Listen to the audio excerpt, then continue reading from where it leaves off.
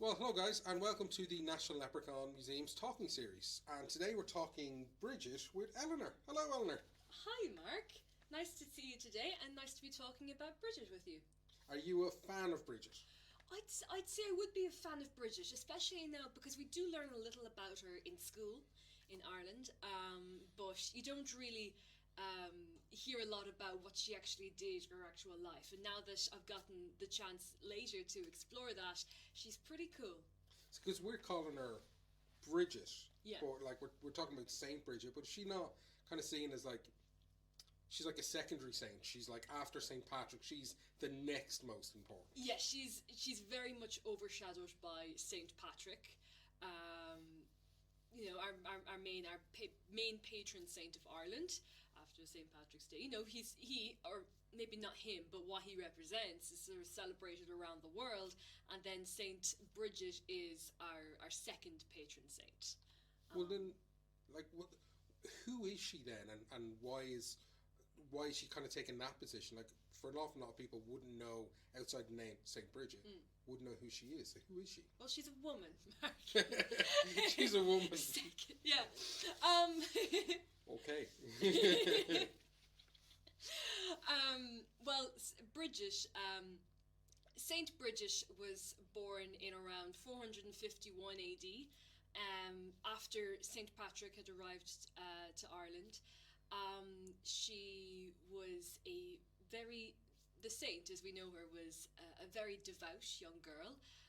She ended up founding a monastery in Kildare, where she's still known as Saint Brigid of Kildare, with her sisters, her nuns, and performed lots of miracles, and is probably known most today for her Saint Brigid's cross, which I think we'll get to a bit later. But when you ask who is Brigid, that's really a bigger question, because there was a Brigid in Ireland before Christianity and before the saint. In pre-Christian Ireland, when you asked anybody who's Brigid, they'd say to you, well, she's a goddess. She's a Celtic goddess. She's one of the Tuatha Danann. She's the daughter of the Dagda. I can't believe you don't know who Brigid is. We worship her. Yeah, I know, but I suppose if I'm asking, like, when I ask Yeah. that question now, and if I was asking that question, like, 900 years ago, 1,000 years ago, but are we talking about the same person or a different person? Like, I mean, is it a different question? We sort of are. So, Brigid, the Celtic goddess Brigid, was associated with fertility and poetry and fire and flame. And then Christianity came along, and what they did in Ireland, and what they did in a lot of places on their journey through Europe up to Ireland, when they were trying to convert people and communities, was in some places where they found a figure who was very well respected by these different cultures and communities, and had a great story behind them. They made them holy and Christian and sort of adopted them. So that's sort of how the Celtic goddess Brigid became a Christian Brigid, and later a Saint Brigid. A lot of her gifts and accomplishments were attributed to not powers of the Tuatha Danann, but the powers of God, Christian God. Because to become a saint, you have to have, like, done miracles. Yes, you have to have need done a lot of work behind you. But also, like, to be a deity, like in the pre-Christian times in Ireland, you also had to have done stuff to stand out. Yes, and gifts. So what was the stuff that Bridget did that kind of made her stand out as someone? I mean, it's enough to be the Dagda's daughter. Yeah. But like with Angus, like, I mean, his children seem to be fairly amazing herself. But what was Bridget responsible for? So Bridget, even like telling stories of Bridget, the stories of the Celtic goddess Bridget and the Christian Saint Bridget are so closely intertwined now that it can be hard to make clean or clear distinctions between them. But I'll just tell you the stories we have of Bridget. So it says that when Bridget was born in her family's home, a stream of really powerful light shot up through the house and all the way through the sky. And that was how she became known or associated throughout the rest of her life with light and flame and fire. She was actually born to a Scottish slave. A Scottish slave was her mother, and then she was relatively luckily enough, when she was a bit older, fostered out. She was, as a young baby, she was bathed in milk, but she found it very difficult. She wouldn't drink any of the milk that any of the other babies were drinking, so God sent down a beautiful white cow with red ears, and I like the ear actions are good. Thank you. And Bridget was able to drink the milk of that cow, and from then on, when she was an adult, Bridget always had plentiful food available around her, which she was always giving to people, of course, and she would be able to milk cows that were previously had been dry. But Bridget grew up a little, and when she was a young woman, her father decided it was time to find her a husband, and plenty of suitors came, but Bridget didn't want to get married. Bridget wanted to devote her life to God and to worship. And after one suitor said to her, what use are those beautiful eyes if you're not going to be using them to look across at your partner in bed? Bridget just plucked out one of her eyes. The suitor ran off, as did the others, in disgust. And Bridget said, a quick prayer to God, was able to put her eye back in. It healed, but to ward off any future suitors, God was able to permanently scar the one side of her face, so that she would ward off any men, any suitors wanting to drag her away from her life's purpose. She was very happy with that. That's by today's standards, though, that's absolutely, all of that is horrific. You can't be attractive and serve God, was kind of how she's been. Yeah, the cow, I mean, there's things that come back to you, particularly if you've grown up in Ireland, that you'll kind of slightly recognise. The cow with the red ears actually is a weird one that pops up in other stories as well. But she's kind of badass, if it's okay to say about her. I think we could say that about her. She was pretty badass. Yeah, she seemed to challenge kind of what was expected of her. Yes, indeed, and especially as a woman. And once she had goals and things she wanted to do, no one could get in her way. Like, I suppose the most famous story about Saint Brigid was when she tried to get land to build her monastery in Kildare. She went to, some say it's a local wealthy landowner or a chieftain or a king of Leinster or Kildare, but she went to this powerful man who had land and asked for land to build her monastery with her nuns, her sisters, and the landowner laughed her out of it. But Bridget was able to bargain him down to agreeing that she could have as much land for a monastery as the cloak on her shoulders would cover. And he agrees to that, thinking, she's only going to get this amount of land, really. But then she takes the cloak off her shoulders, leaves it down on the ground. Her sisters, her nuns, take a corner of it, and the cloak starts to grow and grow and grow until it's covering a whole field. And by this time, the landowner is begging her to stop whatever it is she's doing. and Bridget says okay, and it's agreed that not only can she have the field that the cloak covers for her monastery, but a conversion follows quickly soon after as well. Oh yeah, well, when you Once witness you see her something in like action, that, I think that's people need proof. Yeah, of course. You know what I mean? A lot of people need proof for it. It's strange. The museum, the storytellers, many years ago, went down and visited the monastery. Oh wow! But there was a pit there, a fire pit, and I know you said that Bridget is pre-Christian Bridget is associated with fire because there's a fire pit there, and if only women are meant to walk into it.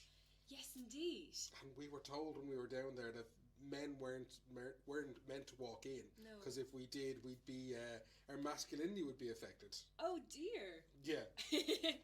I didn't go in. I wasn't going to risk it. No, of course not. But it was a fascinating place to visit because there's a tower there, and it's the second highest round tower in Ireland. Oh wow. But it's not set into the ground.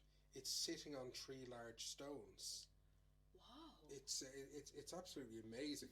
I suppose I'd probably appreciate this place more knowing more about Bridget, But So that's like kind of like Brigid. And it is such a blend between Brigid and Saint Brigid. Yes, indeed.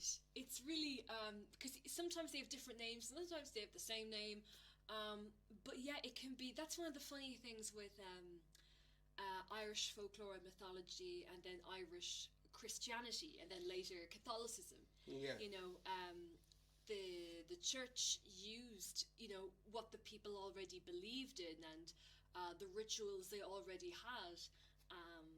To spread the word of God, and then also used these stories like where before people might have said, oh, you can't do this or you shouldn't do that because the fairies will get you. Well, then the priests were able to say, oh, another reason why you shouldn't do that is because the devil will get you and bring you to hell. Right. Yeah. Because you can't believe in one without the other. No. But they did a similar thing with wells in Ireland. Yes. Where like wells obviously traditionally in Ireland were incredibly important, not just as somewhere you went to get water and as a meeting place for communities, but they were doorways into the other world. But Christianity did the same thing with the wells, so they're holy wells. Yes, indeed, they're holy wells for worship and prayer, and occasionally perhaps where a miracle might occur as well. Yeah, because again we've been to Saint Brigid's well. Okay. And I think there's 2 Saint Brigid's wells in Kildare. So she warrants to. I know people because my mother's family are all from Kildare, and they're very proud of Brigid. But we still didn't grow up with that kind of level of knowledge of it. And I'm wondering then if, when you're talking about the cloak, one of the things that we had growing up was the idea of Saint Brigid's mantle. Oh yes. Which was like a piece of cloth, and you would tie it to your front door or nail it to your front door, and then if the person was to wear it afterwards, it would heal them of sickness. That makes sense. There's a lot of the St. Brigid's feast day is the 1st of February, and coincidentally enough, it is also the day of a very important Celtic festival called Imbolc, which marks the start of spring and the start of the start of the light and the days getting longer. But Saint Brigid then became a huge part of that, and I know people would sort of set a bed for Saint Brigid because she was meant to visit you and bless your home and bless your house, and the fire in the hearth. Brigid, both Celtic and Christian, ruled over as well, and it was the woman of the house on Imbolc who was meant to s'more the fire, and a s'more is sort of to cover it up, but to keep it burning. It comes from an Irish verb, I think, s'morig. Okay, well I'd be lost now on that. But yes, okay, so these things are tying together. We kind of start seeing a pattern or things that are kind of connected with it. So she's got her association with fire. She's got her association with with the miracle of spreading out the cloak and the milk. There's obviously there's still more to her, probably more than we can even hope to cover. But what kind of positioned her as a saint? We know what kind of the things that made her an amazing woman, but what got her to that level? Well, I suppose she was able to do some amazing things. Like before we leave off at for example, she was again known as the keeper of the flame. So when she did have that fire in Kildare, in her monastery, and you're right, no man was allowed to enter it, only women. But that lit from, say, in the 500s, 500s AD, up until the 13th century, when it was put out. So it was meant to be an eternal flame. It was put, it was very quickly lit again, but then it was sort of snuffed out for good during the reign of King Henry VIII, when he decided to go after all the monasteries. Yeah. During the Reformation in England. But then there is a Brigidine order today in Kildare, and they relit the flame in 1996, and it's still burning, and hopefully it will do so perpetually. It's nice to see us kind of, because I don't think there's any point kind of just doing away with our past and taking what we like and moving on. We have to kind of acknowledge it. Yeah. And that can be tough sometimes, because not just the church, but a lot of people want to do away with, I suppose, unsavory elements of our past. Yes, of course. And I think it's because the church has been, and the Christian and the Catholic church has been around in Ireland for quite a long time. And Ireland today is still known abroad as a very predominantly Christian Catholic country. Yeah. But when you actually find out more about the lives of our saints, like Saint Brigid and Saint Columba and Kevin and Brendan and even Patrick.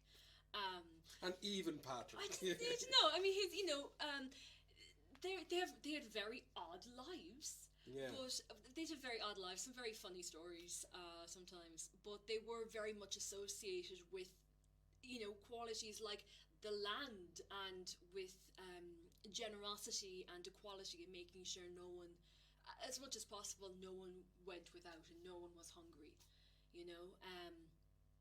Bridget, for example, was able to, kind of like the miracle of the loaves and the fishes, give as much food as she could to the poor, and as I said before, was able to milk cows that that had been previously dry, weren't able to be milked. She was able to turn her bath water into beer, I believe. She's the patron saint of beer. Yes, she is. How does she not have her own kind of really celebrated feast day? Her feast day is the 1st of February. The 1st of February, but how's that not for the patron saint of beer and beer makers? I don't know how she doesn't have her own IPA named after her or something.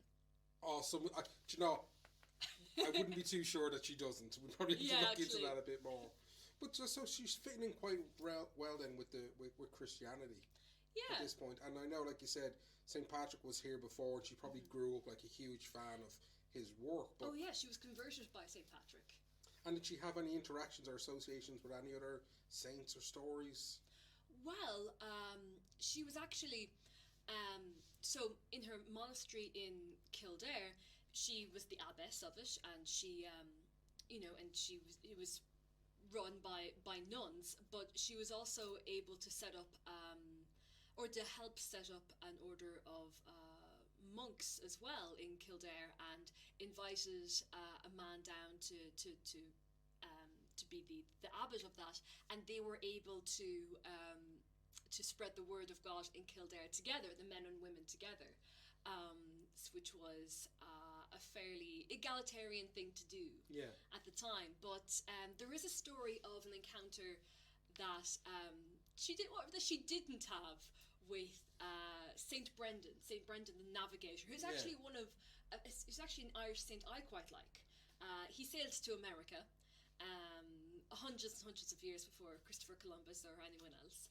And he's from Kerry, but one day Saint Brendan was looking out over the coast, over the sea, and he saw two whales having this huge fight in the middle of the sea, and he's watching, and the waves are tossing and turning them about as well, and it's getting really ugly. And then the smaller whale cries out to help, not from Saint Brendan, but from Saint Brigid, who isn't even there. Okay. But the little whale's cry is answered, and the waves calm, and the bigger whale that was fighting it turns around and swims away, and Saint Brendan is left there wondering, why didn't he call for my help? Why was I ignored? But if no one was around, he could have just told people. It's nice that he gave the credit to Bridget. Yeah. No, I mean, it's one thing, a whale opening its mouth and calling for the help of a saint. Yeah. But then, calling for a saint that isn't even there, that they've just heard about, So her reputation obviously kind of preceded her. She was the one, kind of people were asking for help she was first line then. Mm-hmm. But as you were saying, she's the patron saint of beer. She's also the patron saint of sailors and mariners, and milkmaids and dairy farmers, and chicken and poultry farmers, and Leinster and Kildare and Ireland, of course, and of women and children born into unmarried unions. And she's also the patron saint of Florida in America. Really? Yes. I didn't know that. I don't actually, honestly, I've never even heard that. Her resume is really impressive. Yeah, but there would be like churches and wells and so on named after and for Bridget in every corner of the world as well. She, and stained glasses with her faces, not with one side of her face scar. She's usually depicted as being quite beautiful and pretty. They leave that out. Yeah. In depicting her, but yet there's all over the world. People know of Saint Brigid of Ireland. It's funny actually. I was in a taxi years ago, and it was a wonderful Nigerian taxi driver from Lagos, and he said "Kunasata" to me in the car, and it was like really nice speaking Irish to me. And it turns out he'd gone to a Saint Brigid school in Nigeria for a couple of years. Oh wow! And it was Irish missionaries over there that kind of like were teaching him Irish songs and the Irish language a little bit as well. So we saw like coming to Ireland as being kind of like, there was a familiarity and kind of like it was like a second home. Yeah. I'll never forget that, to have this man like kind of just like going "Kunasatati, how are you?" Caught me off guard. But yeah, Saint Brigid, like obviously her fame has spread, and overall kind of fairly positive character, no kind of negative associations, which is Not great. Really, no, No, yeah. she's done well. She has done well, especially because she lived about 1,500 years ago. Yeah. And we still know a fairly bit about her. But I would say, so we still even celebrate Saint Brigid's Day today. We would have learnt about it. I'm pretty sure you learnt about it in school. Yeah, even back in my day. Even mine. I think she visited our class one day. Really? I'm that old. But yeah, we grew up, like I said, my mum's family being from Kildare, we had the St. Bridget's mantle, but the St. Bridget's cross was something that I think every child... Oh yeah, because up until the 1990s, wasn't it the logo for RTE, the national broadcaster? It was, yeah. The symbol was used in that, and I mean, it was used in so many different... Oh, yes. So many... It was used for the health service at some point, wasn't it? And, yeah, so it's something that people really took to. Actually, we have one here. Here's one we can we show? Yeah, so if you see, it's got 4 points, but not exactly all meeting each other. Yeah. But how this came about and how this came to be known as Saint Brigid's Cross was that... I'll just put this down. I can hold it for you while you talk about it. Thank you so much. So, Saint Brigid... brilliant. So, one evening, she was called to come to the home of a chieftain who was on his deathbed. And the chieftain, over the past while, had heard a lot about this new Christian God, and about the possibility or the promise of life after death in heaven. And they say there's no atheists in a trench. And and now that he was nearing death, the chieftain was starting to get a bit nervous, a bit afraid, and he asked for Bridget to come, and he asked her to tell him all about this Christian God and Jesus, and was there any chance he could possibly get into heaven? And Bridget was like, no problem. She pulled up a chair to tell him all about Jesus and God, but then she realised that she'd forgotten her crucifix in a hurry. She'd left it at home. So as she was telling him stories, she simply gathered some rushes from the floor and began weaving them into the shape of a cross, so that when she finally got to the story about how Jesus died on the cross and then was resurrected 3 days later, she was able to show him a cross, the crucifix, and just like that, that she'd made out of these natural rushes that she'd taken from his home, from around them, and thus the chieftain was convinced, quickly converted, and then died a peaceful death soon after. I've seen so many variations on the cross. I know they're also used as a way of understanding the cycles and the calendar, the seasonal calendar in Ireland. But I mean, they're quite complicated. They are. You know, one of the things you have to do in school on Saint Brigid's Day is to try and make a cross, but it's really... I wouldn't know how to do it now. I think if we took remember. one apart, like, and followed the steps, Yeah, I think we could probably figure it out after a while. between the two of us, Yeah. between the two of us, we'd get it. But I wouldn't show no one our first attempt. No. But the cross is that kind of an instantly recognizable symbol. Yes, it's a very recognizable symbol, and even today, people will still put up a Brigid's cross all year round above their doors or their windows, to welcome Saint Brigid in, and then also to ward off any evil or bad luck. Yeah, we have them in the shop in the museum. I wasn't saying that we're in the shop in the museum, but in kind of like January, February, March, we'd always have them in the shop. Yes. And they're made by Patricia, who makes all our Brigid's crosses. She does them tiny little pins that you can very subtly wear, up to quite large ones that would be used like in churches and in people's homes. But it seemed to be a thing. It's a great conversation starter because there's such an intriguing looking thing. Yeah, you can't really draw your eyes away from it. You have to follow the line of the rushes. Yeah, they're absolutely amazing and more complicated than they'd probably look at first glance. But it sure isn't that Brigid. Yes. You kind of hear Saint Brigid, and then we listen to you talking about it with such passion, by the way, and you just kind of.